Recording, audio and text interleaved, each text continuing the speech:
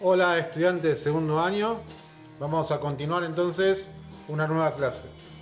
Esta clase tiene como intención ubicarnos en tiempo y en espacio, para poder después abordar de mayo en adelante el programa de segundo año.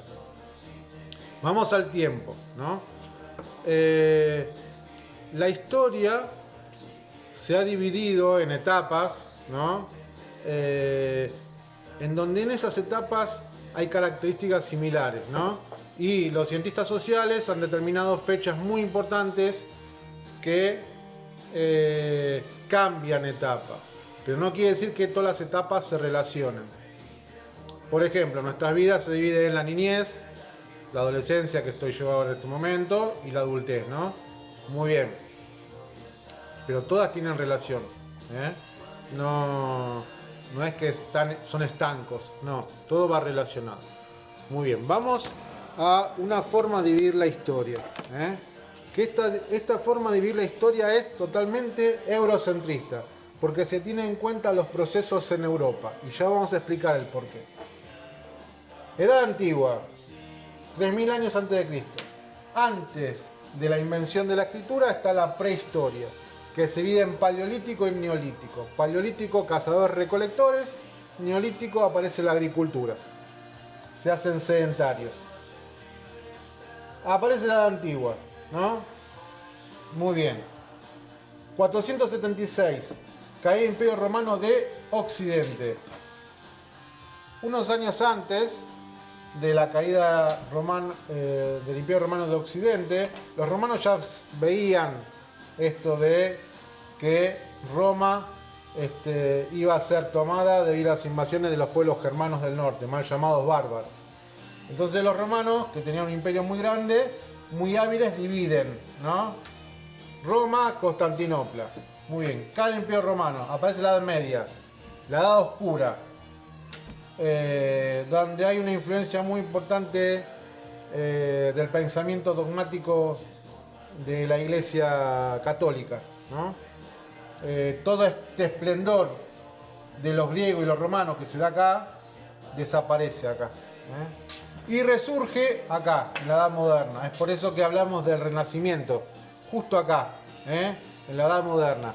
Renace todo ese esplendor griego y romano en la Edad Moderna. ¿Por qué? Porque en esta etapa estaba oculto, estaba muy oscuro todo.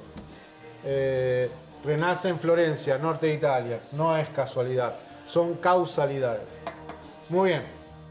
1000 años después aparece la caída del Imperio Romano de Oriente y por lo tanto aparece la Edad Moderna. Algunos autores hablan de 1492. La llegada de Colón a estas tierras. Está bien, se puede tomar 1492.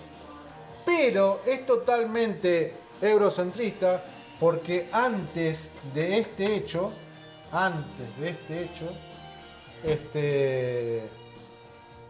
no está América. América tiene otra historia, no tiene ni edad antigua ni edad media. Es por eso que es una mirada totalmente eurocentrista. Edad antigua, edad media no hay en América. Vamos al atlas de mi pareja, de cuando era muy chiquitita. A ver, vamos a mí me sirve este mapa porque es bastante grande. Muy bien. La cuna del hombre, África. Hasta el día de hoy, los restos más antiguos se dan en Sudáfrica. A partir de ahí comenzó el proceso de hominización, el proceso por el cual nos hacemos humanos. Ustedes saben lo de la cadena evolutiva, ¿no? La teoría de Darwin, hasta el día de hoy la más certera, ¿no? ¿Cómo es la cadena evolutiva? Digamos, en los últimos eslabones. Mamíferos, y después de los mamíferos vienen los primates, los homínidos, los de River, los monos, los de Boca. Perdón. Vamos de vuelta. Mamífero. Primates, monos, homínidos. No descendemos del mono, los de Boca descienden del mono, descendemos de los primates. Ese es el proceso de hominización, ¿no? Un proceso muy largo, ¿no? Que en algunas ocasiones podríamos charlar eso, ojalá que sea en el aula. Bueno, muy bien. Entonces la cuna del hombre se da en Sudáfrica. Hace 10 años se decía Etiopía, acá. Pero no, encontraron restos más antiguos. El hombre se fue desplazando en busca de alimentos. Se fue desplazando a través de los años, miles y miles de años, ¿no? Hasta que llegó acá, ¿no?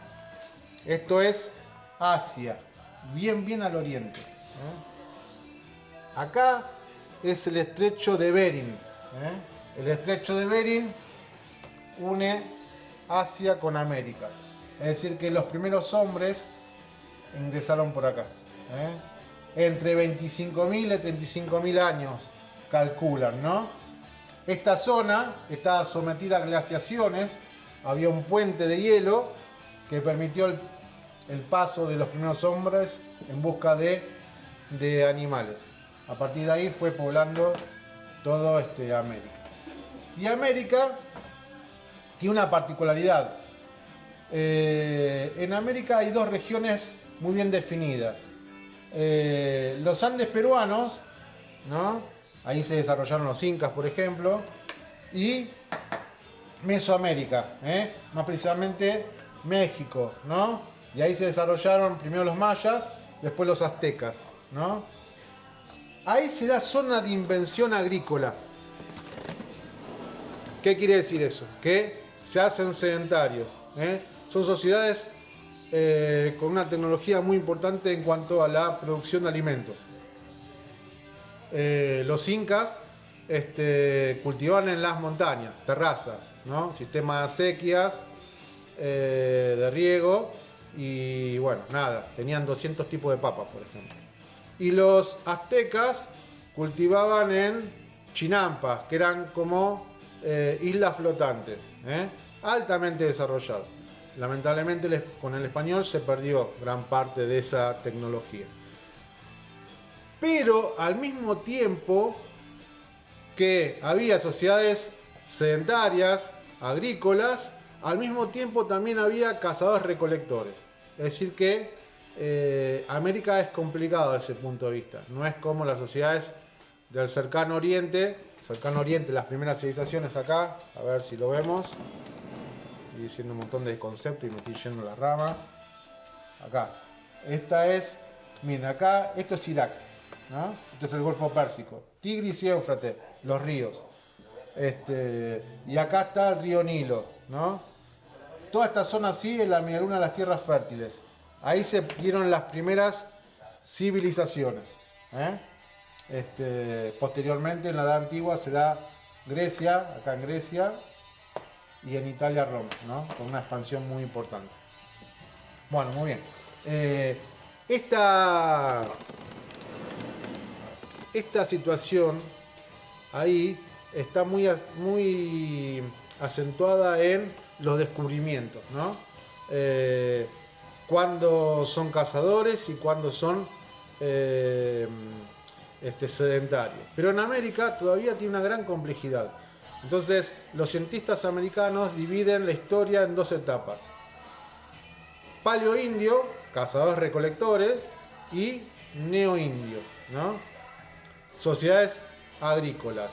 Vuelvo a repetir, no en toda América, principalmente en la región de Mesoamérica, México principalmente, y en la región andina, Andes peruanos.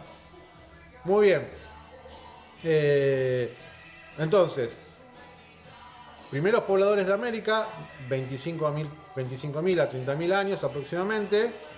2.000 años antes del presente comenzó un proceso de domesticación en ciertas zonas y después tenemos la etapa neoindia, ¿no?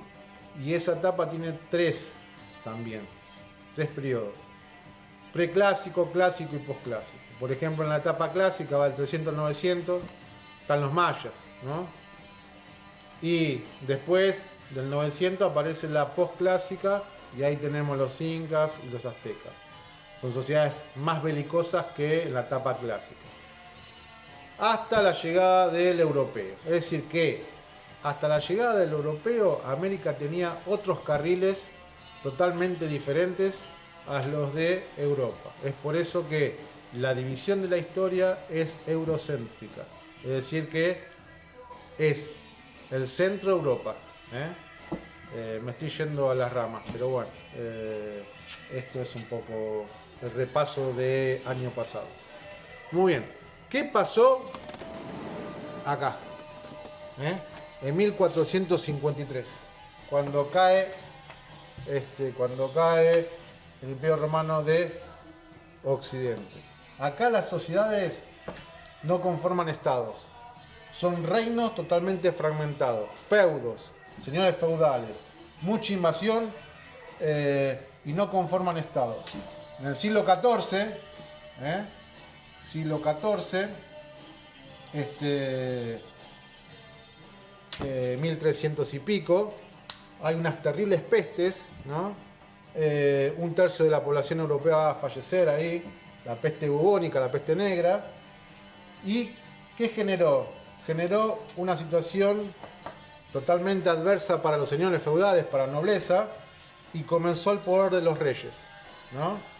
Y a partir de 1953 aproximadamente ya tenemos monarquías absolutas. Entonces, acá, desde lo político, tenemos monarquías absolutas. Poder absoluto del rey. Contradecir al rey era contradecir a Dios. ¿Por qué? Porque este chabón, el rey, decía que tenía el poder de Dios. Dios le había otorgado el poder. Así se sustentaban esas monarquías. Cosa que, por acá, siglo XVIII, pensadores franceses empiezan a decir, no, eso no es así. ¿Cómo que el poder, un poder divino? No, el poder lo tiene el pueblo. El pueblo es el que elige a los representantes. Un tal Rousseau, uno de los ideólogos de las democracias actuales, en contradicción a estas monarquías absolutas. En lo económico, ¿qué pasaba?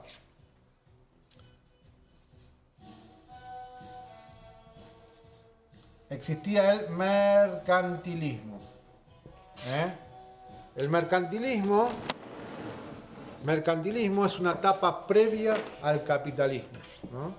El Estado ejerce un control muy importante en la producción, en el comercio y hasta en el consumo.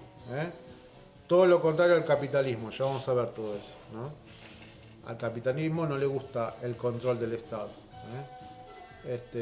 También ahí podíamos aclarar porque hubo regulaciones y controles del capitalismo.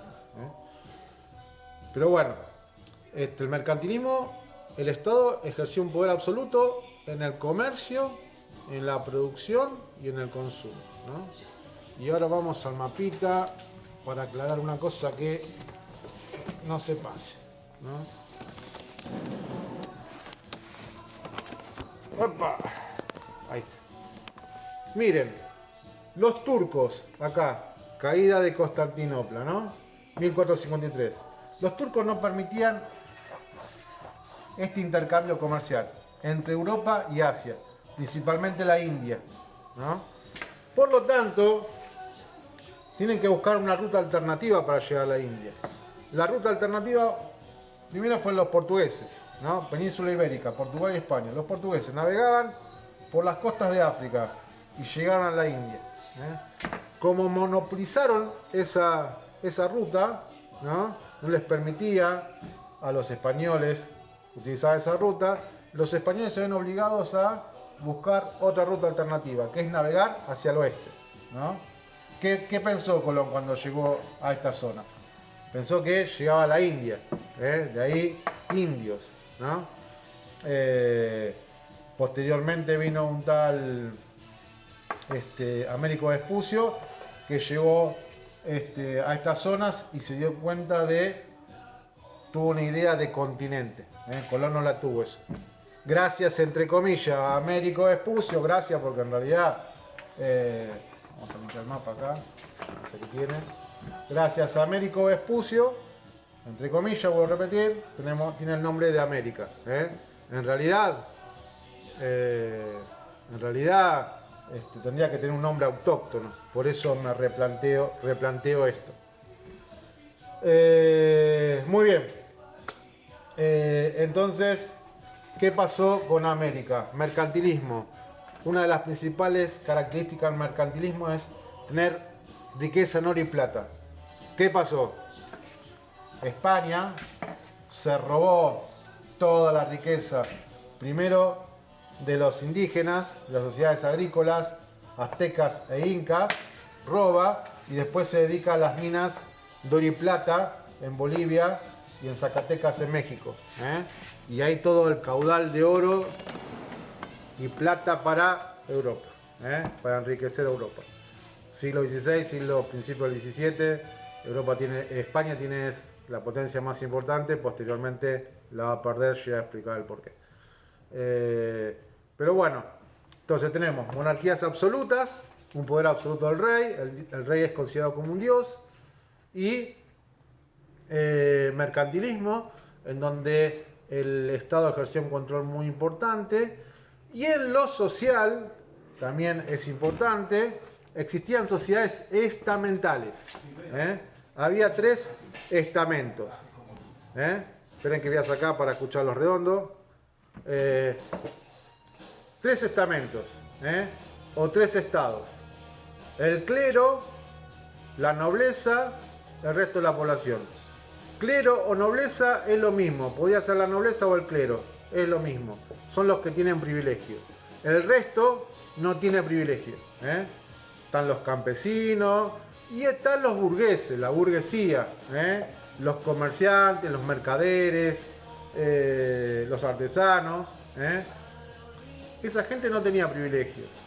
Sin embargo, en la Edad Moderna empiezan a tener cada vez más riquezas, pero no tienen los privilegios que tiene la nobleza y el clero.